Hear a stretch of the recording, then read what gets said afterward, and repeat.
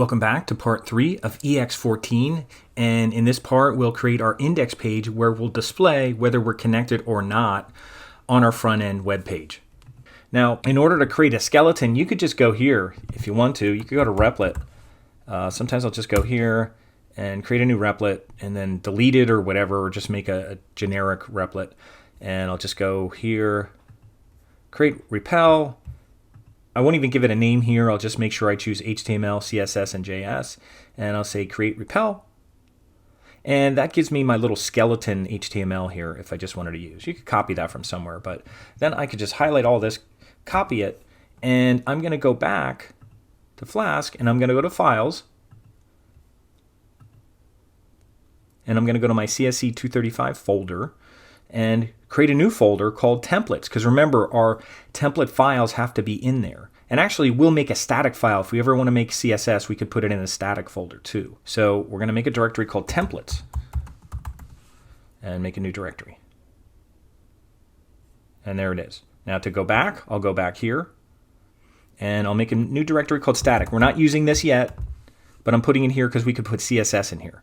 So I'll create a folder or directory called static, and I'll make a new directory. And I'll go back again, and I'll go into my templates. Here's my templates folder. See, it doesn't show folders here, it just shows names. I'll go back to my templates folder. And there's nothing in templates right now, and I'm going to make index.html and make a new file. And there it is, and it's in templates. And I'm going to paste that stuff I got from Replit.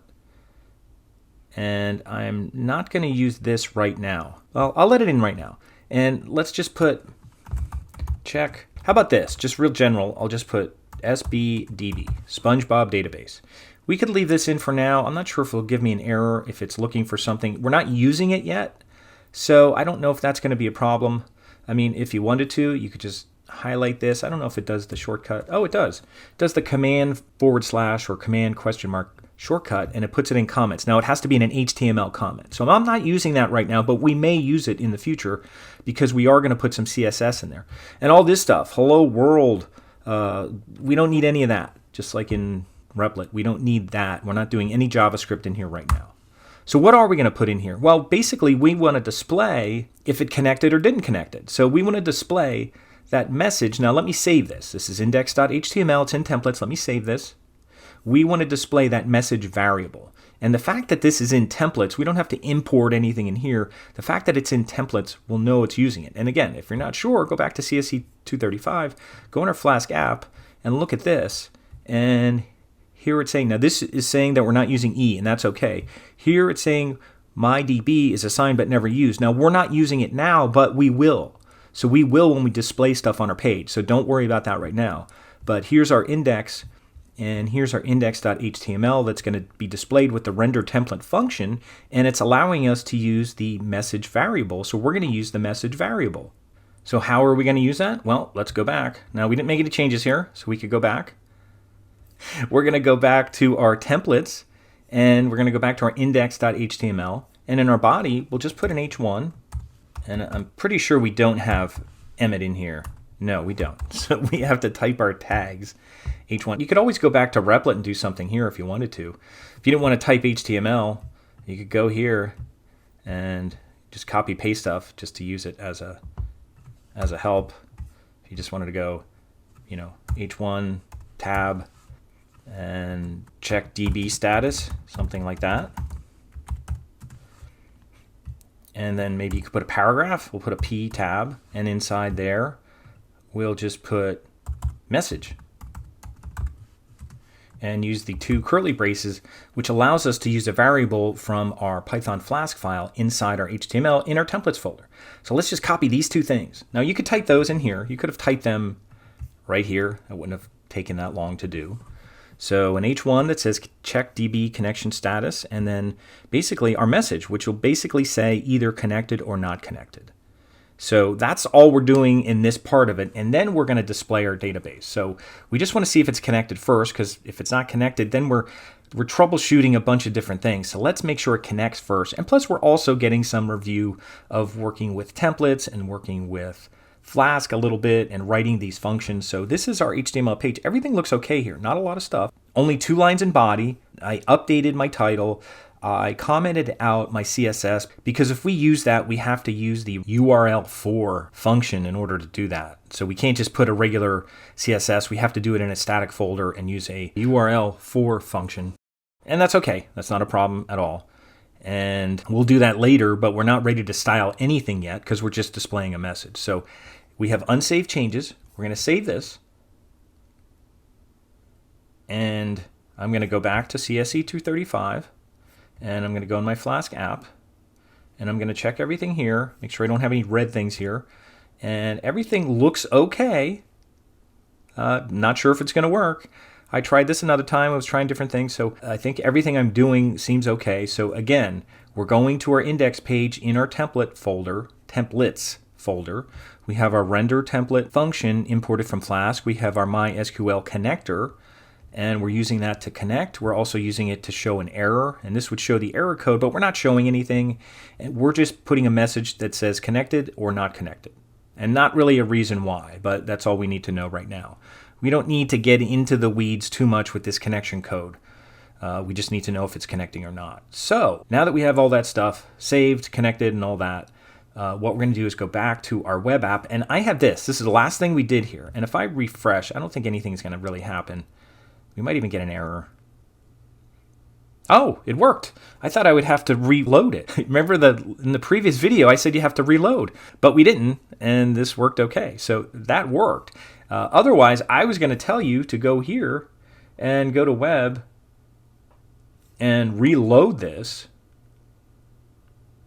but it refreshed. And I swear the last time I refreshed, it didn't do anything. And maybe that has to do with file names, that you have to reload it if you're changing things relating to file names or anything like that. But I could have sworn we made a little change in our HTML and it didn't work. But anyway, that worked. That's what we want.